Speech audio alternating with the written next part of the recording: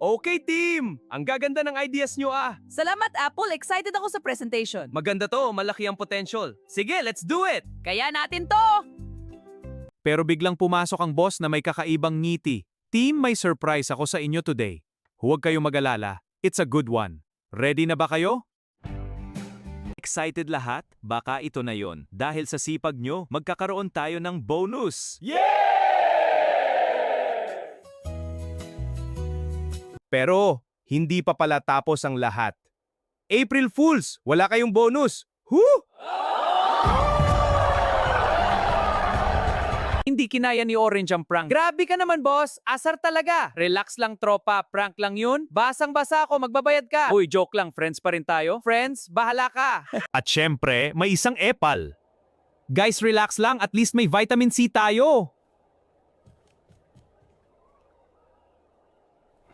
Naramdaman ng boss ang tension. Sige na nga, may bonus kayo, pero may condition. Ha? Ano na naman yan?